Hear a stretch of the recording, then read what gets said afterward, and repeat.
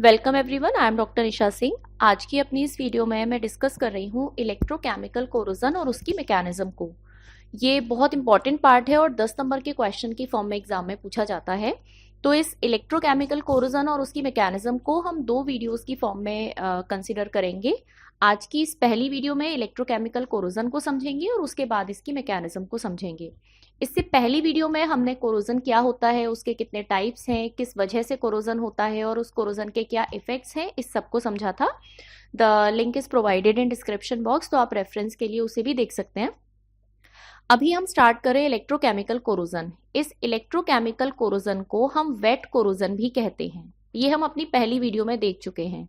जो wait corrosion है ये किसी ना किसी एक्वस सॉल्यूशन की प्रेजेंस में होता है। तो सबसे पहले हमें ये कॉन्सेप्ट समझना है कि ये इलेक्ट्रोकेमिकल कोरोजन है क्या। तो मान लीजिए हमारे पास कोई एक मेटल की बनी हुई पाइपलाइन है, यानी एक पाइप है हमारे पास किसी भी मेटल का बना हुआ।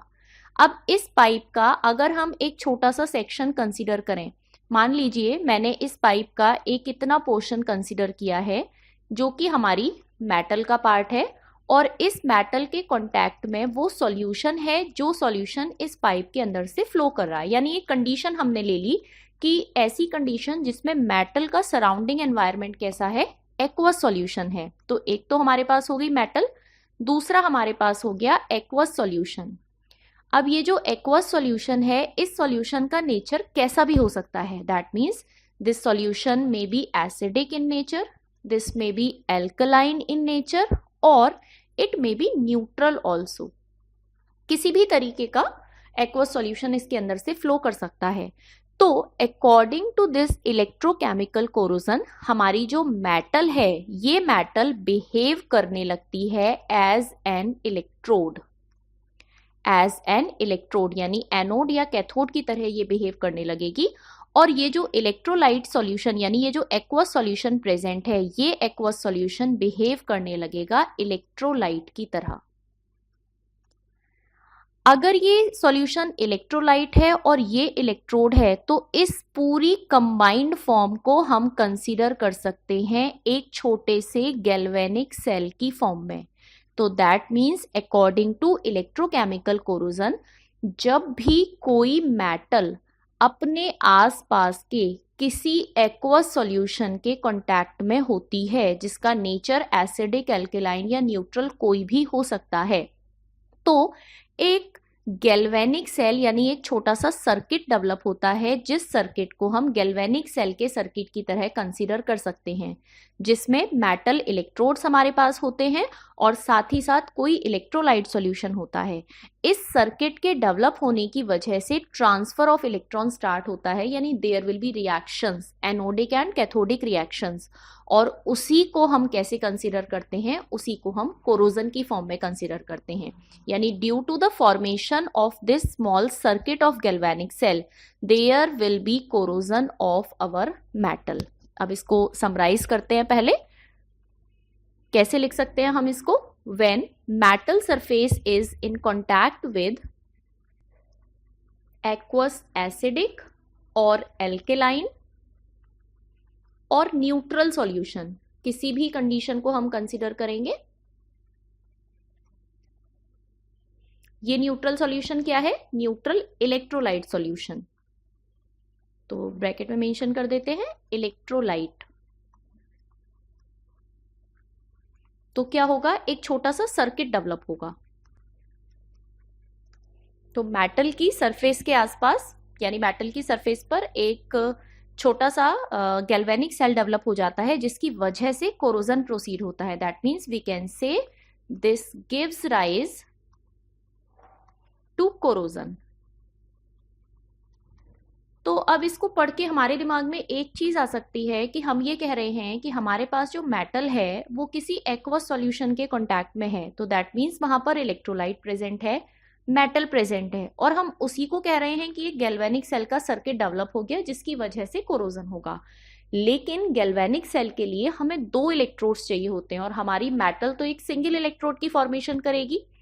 तो इसका आंसर क्या है कि जो भी मेटल इलेक्ट्रोलाइट सॉल्यूशन के अंदर प्रेजेंट होती है उस मेटल के ही दो डिफरेंट पार्ट क्रिएट हो जाते हैं। यानी दो कंडीशन हो सकती हैं, या तो एक सिंगल मेटल हो एक्वस सॉल्यूशन के कांटेक्ट में, या फिर दो मेटल हो किसी एक्वस सॉल्यूशन के कांटेक्ट में। तो दोनों कंडीशंस को यहाँ एक बार देख लेते हैं। पहली कंडीशन कि अगर हमारे पास दो मेटल्स का कॉम्बिनेशन है, एक मेटल M1 हो गई और इसके साथ जुड़ी हुई है दूसरी metal M2, this is M2 and this is M1, तो इनके आसपास कोई इलेक्ट्रोलाइट सॉल्यूशन प्रेजेंट है, तो इस कंडीशन के अकॉर्डिंग इन दोनों में से कोई एक मेटल बिहेव करेगी एनोड की तरह और कोई दूसरी मेटल बिहेव करेगी कैथोड की तरह, और this one is electrolyte solution.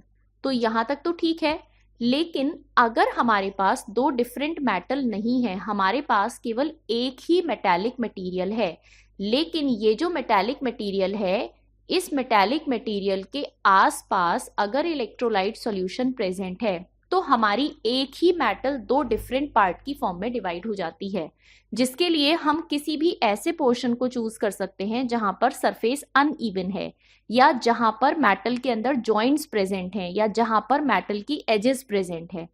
ऐसे पॉइंट्स, सपोज करो यहां पर कोई जॉइंट प्रेजेंट है, तो इस जॉइंट के बेसिस पर या इस अनइवन सरफेस के बेसिस पर मेटल के अंदर पोटेंशियल डिफरेंस क्रिएट होता है, अलग अलग रीजन में अलग अलग तरीके का पोटेंशियल डिफरेंस। यानी अगर हम इस मेटल के किसी एक पार्ट को सपोज लिखें कि this one, suppose this one is the anodic region, and इसके रेस्पेक्ट में जो दूसरा पोर्शन है this one is the cathodic region और कैथोड, तो एक पर्टिकुलर पॉइंट पर मेटल के दो अलग अलग पोर्शन एनोड और कैथोड की तरह बिहेव कर सकते हैं, लेकिन जो एनोडिक रीजन होगा वहां पर जो एरिया है that is of high potential. That means anode पर क्या प्रेजेंट होगा, हाई पोटेंशियल प्रेजेंट होगा। हाई पोटेंशियल का मतलब है कि चार्ज का ट्रांसफर ज्यादा होगा, और कैथोडिक कौन सा रीजन होगा, जहां पर पोटेंशियल कम होगा। That means the area of high potential is known as anode and the area of low potential is known as cathode. तो दोनों कंडीशंस में मेटल के अंदर एनोडिक और कैथोडिक रीजन डेवलप होते हैं। इस एनोडिक और कैथोडिक रीजन के डेवलप होने की वजह से हमारी मेटल अलग अलग इलेक्ट्रोड्स की फॉर्मेशन करती है, और ये जो इलेक्ट्रोलाइट सॉल्यूशन है, इस इलेक्ट्रोलाइट सॉल्यूशन की प्रेजेंस में मेटल के अंदर ट्रांसफर ऑफ इलेक्ट्रॉन स्टार्ट होते हैं। तो हम इस इलेक्ट्रोकेमिकल कोरोजन को कैसे प्रॉपर डिफाइन कर सकते हैं, देखते हैं। It may be defined as an electrochemical process in which there is a flow of current between two areas। कौन से दो एरिया होंगे, anode and cathode, that is an anode and A cathode, and this definition is for electrochemical corrosion. तो अगर exam में हम electrochemical corrosion लिख रहे हैं तो हम इसको कैसे लिखेंगे, हम अपने इस स्टार्टिंग वाले पोर्शन को देंगे बेसिक इंट्रोडक्शन को। ये डायग्राम मैंने सिर्फ आपको समझाने के लिए बताया है, इसको एग्जाम में ड्रॉ करना रिक्वायर्ड नहीं है। फिर हम आगे देंगे अपने इस इलेक्ट्रोकेमिकल कोरोजन को। अब थोड़ा सा आगे बढ़ते हैं कि अगर इलेक्ट्रोकेमिकल कोरोजन हो रहा है और हम कह रहे हैं कि हमारे पास दो रीजन है एनोड और कैथोड, उनके बीच में करंट का फ्लो हो रहा है, तो दैट मीन्स हमारे पास दो रिएक्शन भी होंगी, एनोड पर और कैथोड पर। तो देखते हैं एनोडिक रीजन पर रिएक्शन किस तरीके से होगी। एनोड पर क्या होगा, हमेशा ऑक्सीडेशन प्रोसेस होता है, तो that means the liberation of electron takes place, the liberation और we can say removal of electron. Removal of electron को हम क्या कहते हैं, ऑक्सीडेशन कहते हैं, that is oxidation takes place. और इस ऑक्सीडेशन होने का मतलब क्या हुआ कि मेटल के कोरोजन का स्टार्ट होना। तो दैट मीन्स एनोड ही वो रीजन है जिस रीजन पर मेटल का डिस्ट्रक्शन होता है या मेटल का कोरोजन होता है। So we can write it as at anode the process of destruction of metal occurs. यानी इन शॉर्ट हम क्या कह सकते हैं, इन शॉर्ट हम कह सकते हैं कि कोरोजन कहाँ हो रहा है, कोरोजन होगा हमेशा किस रीजन पर, एनोडिक रीजन पर, यानी corrosion occurs at anodic region. अब ये कोरोजन होगा कैसे, मेटल का कोरोजन हो रहा है, लेकिन ये कोरोजन दो तरीके से पॉसिबल है, either by dissolving as metal ion और इस मेटल का कन्वर्जन किसी दूसरी फॉर्म में होना। That means we can say by converting it into its oxides और हाइड्रोक्साइड्स। दैट मीन्स जो मेटल का कोरोजन है वो कहां पर हो रहा है, एनोड पर हो रहा है, और उस एनोडिक रीजन पर कोरोजन दो तरीके से हो सकता है। पहला प्रोसेस तो है मेटल का डिसॉल्व होना उसके आयन की फॉर्म में, और दूसरा प्रोसेस है मेटल का कन्वर्ट होना उसके ऑक्साइड्स या हाइड्रोक्साइड्स की फॉर्म में। तो इसको हम कैसे रिप्रेजेंट कर सकते हैं, अगर हमारे पास कोई भी मेटल है तो ये मेटल एनोड पर अपनी आयनिक फॉर्म में कन्वर्ट होगी, साथ में n number of electrons release होंगे। तो that means the process of oxidation takes place. इस ऑक्सीडेशन प्रोसेस के बाद बनने वाला जो मेटल आयन है, ये मेटल दो तरीके से प्रोसीड हो सकता है, यानी कि या तो ये मेटल आयन डिसॉल्व हो जाएगा या फिर ये मेटल आयन किसी फॉर्म में कन्वर्ट हो जाएगा। यानी first condition is dissolves in solution, हमारा जो भी एक्वस सॉल्यूशन है उसके साथ डिसॉल्व होकर फ्लो हो जाएगा, और we can say it forms oxide oblique hydroxide. ये दो कंडीशंस पॉसिबल हैं। तो इन शॉर्ट हम क्या कह सकते हैं इसको, कि जो कोरोजन है वो हमेशा कहाँ होगा, हमेशा कोरोजन एनोड पर होगा। That means we can write it as corrosion always takes place at anode. कई बार 2 नंबर में क्वेश्चन पूछ लिया जाता है कि कोरोजन किस इलेक्ट्रोड पर होता है, तो वहां पर भी हम मेंशन कर सकते हैं कि it will become the metal become corroded at anode. तो एक बार जितना हमने देखा है इसको सम अप कर लेते हैं। हमने सबसे पहले देखा कि जो इलेक्ट्रोकेमिकल कोरोजन है इसको हम वेट कोरोजन भी कहते हैं, और ये किस कंडीशन में होगा, जब कोई मेटल किसी एक्वस सॉल्यूशन के कांटेक्ट में होगी। तो जो मेटल है वो इलेक्ट्रोड की तरह बिहेव करेगी, और जो सॉल्यूशन है वो इलेक्ट्रोलाइट की तरह बिहेव करेगा। इसका नेचर एसिडिक, एल्कलाइन, न्यूट्रल कैसा भी हो सकता है। इस कॉम्बिनेशन को हम कंसिडर करते हैं एक गैल्वेनिक सेल की फॉर्म में। लेकिन दूसरा क्वेश्चन दिमाग में आता है कि जो गैल्वेनिक सेल है उसमें तो एनोड और कैथोड दोनों होनी चाहिए। तो उसका आंसर क्या है कि अगर हमारे पास एक पहली कंडीशन है जिसमें दो अलग अलग मेटल हैं M1 M2, तो एक मेटल एनोड हो जाएगी, एक मेटल कैथोड हो जाएगी। लेकिन अगर हम सेकंड कंडीशन को कंसीडर करें, जिस कंडीशन में हमारे पास एक ही मेटल है, तो जब उस मेटल के कांटेक्ट में कोई इलेक्ट्रोलाइट सॉल्यूशन आ रहा होगा तो उस इलेक्ट्रोलाइट सॉल्यूशन की लगातार मूवमेंट की वजह से मेटल के अलग अलग रीजन में अलग अलग पोटेंशियल डेवलप होंगे।